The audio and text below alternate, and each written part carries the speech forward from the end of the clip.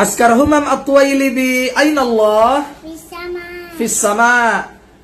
Man Rabbuka?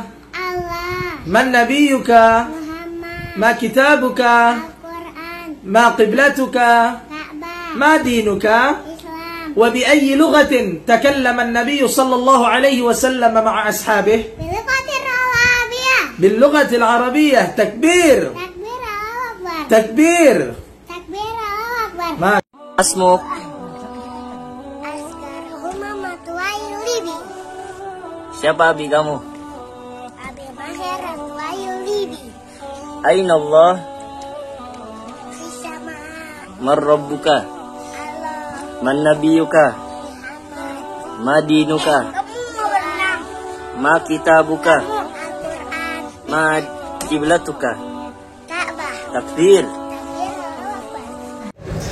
Assalamualaikum warahmatullahi wabarakatuh. Menurut pandangan Ustadz, bagaimana perjuangan HTI yang sampai sekarang konsisten berjuang untuk menerapkan Islam secara kafah melalui jalur di luar sistem demokrasi? Yang udah apa? Ya ayyuhalladzina amanu udkhulu fis silmi kaffah wa la tattabi'u khutuwatis syaitan innahu lakum aduwwun mubin. Hei orang-orang yang beriman, berislamlah kamu. Nah, ini dengar ayatnya. Berislamlah kamu kafah, secara totalitas, keseluruhan, bukan setengah-setengah. Wala tattabi'u khutuwatis syaitan, dan janganlah kamu mengikuti langkah-langkah syaitan. Innahu lakum aduwwun mubin, karena sesungguhnya setan itu musuh yang nyata bagimu, kata Allah. Hizbut Tahrir ini, HTI ini memang dalam satuan, dengar baik-baik, dalam satuan-satuan tertentu kita adalah beda-beda sama HTI dalam pandangan-pandangan fikih, dalam pandangan-pandangan manhaj. Tapi perjuangan mereka untuk menerapkan Islam secara kafah harus didukung. Orang memang Islam itu memang harus kafah, total, nggak boleh kau berislam setengah-setengah. Kau ambil ajaran Islam untuk sholat wudhu, manasik haji, tapi kau buang Islam untuk mengatur pemerintahan. Ngerti kalian maksud saya? Islam itu kan syamil kamil, sempurna dan paripurna, komprehensif. Islam itu Allah turunkan lewat kepada Nabi Muhammad lewat malaikat Jibril, itu untuk diterapkan dalam kehidupan manusia, termasuk dalam mengatur pemerintahan. Bukan Islam itu cuman, itu sekuler, memisahkan agama dengan urusan pemerintahan, itu agama sekuler namanya. Islam nggak begitu. Orang mencuri harusnya dipotong tangan. Coba kalian pikir baik-baik.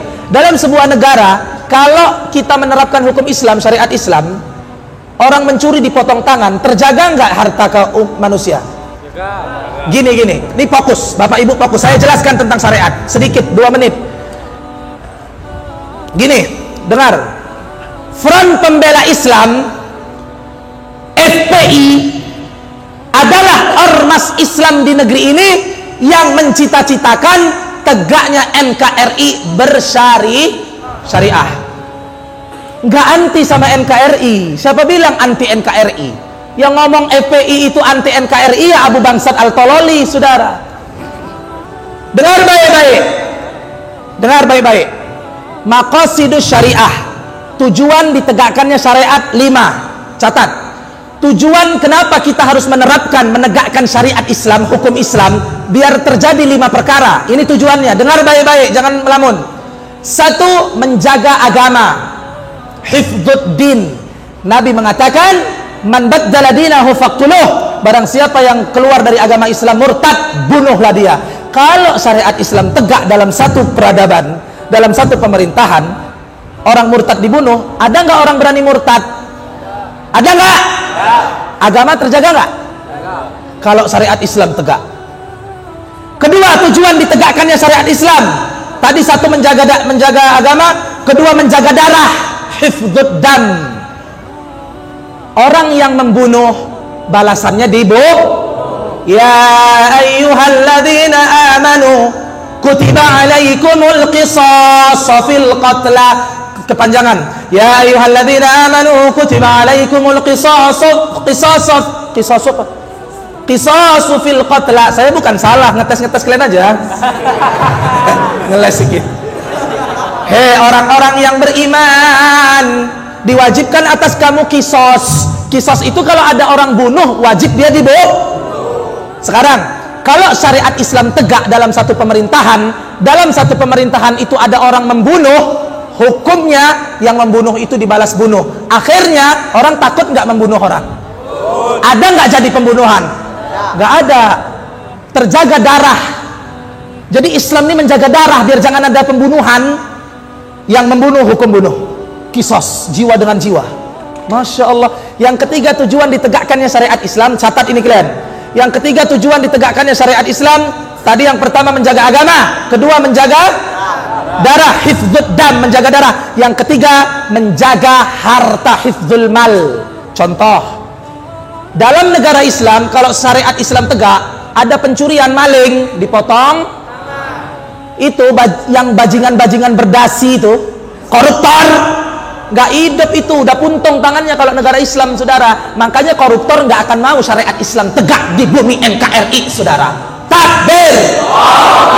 Yang tidak mau terapkannya syariat Islam di negeri ini ya koruptor. Kenapa? Karena kalau mereka korupsi, takut tangannya pasti hilang. Islam, syariat Islam menjaga harta manusia.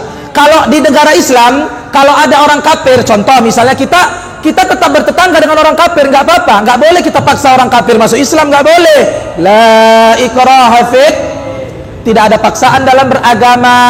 Qad tabayyana ar-rusydu minal ghayy, faman yakfur bit-taghuti wa yu'min billahi faqad istamsaka bil urwatil wuthqa. Nggak boleh maksa orang. Kita tetap bertetangga dengan orang kafir. Orang kafir hidup dalam pemerintahan Islam. Kalau ada orang Islam mencuri harta orang kafir, tangan orang Islam ini Kata Rasulullah, "Idza kanat Fatimah Zahra bintu Muhammadin saraqat, laqata'tu yadaha." Kalaulah seandainya Fatimah putri Muhammad mencuri, aku sendiri yang akan potong tangannya. Islam menjaga harta tidak? Menjaga harta. Yang keempat, tujuan ditegakkannya syariat Islam, saudara, hifdzul muru'ah, menjaga kehormatan seorang muslim. Kalau ada negara Islam tegak syariat Islam, yang menuduh-nuduh tanpa bukti itu dicambuk 80 kali, saudara. Gak boleh ada orang baik-baik kita tuduh berzina. Oh, dia dulu berzina, padahal tidak ada saksi. 4 orang yang menyaksikan timba masuk sumur, dan 4 orang saksi siap disumpah. Dan yang kedua, tidak ada bukti. Sembarangan menuduh perempuan baik-baik berzina. Kalau tidak ada saksi dan bukti, maka dalam syariat Islam dia dicambuk 80 kali. Akhirnya kehormatan orang terjaga. Tidak ada yang gampang-gampang memfitnah kita, menuduh kita tanpa bukti, merusak nama baik kita. Nggak bisa dalam negara Islam, karena kehormatan orang Islam dijaga. Yang terakhir, yang kelima, tujuan ditegakkannya syariat Islam adalah hifdzun nasab, menjaga nasab. Kalau syariat Islam tegak, orang berzina diapain? Rajam. Yang pacaran, yang bawa cewek bukan mahramnya, dia pacaran, dibawanya perempuannya, ceweknya ke kandang kambing tetangga sebelahnya, dia main kuda-kudaan di situ, dia berzina. Kalau ada 4 orang saksi yang langsung melihat timba masuk sumur, menyaksikan dia berzina, wajib dia ditangkap, dihakimi oleh pengadilan syariah, dan dia dirajam sebanyak, kalau dia muhsan, ghairu muhsan, dia 100 kali, saudara, dirajam. Akhirnya kalau dalam negara kita tegak syariat Islam, orang berzina dirajam, takut nggak orang berzina? Akhirnya tidak ada anak zina, anak haram jadah, nggak ada. Nasab keturunan dijaga.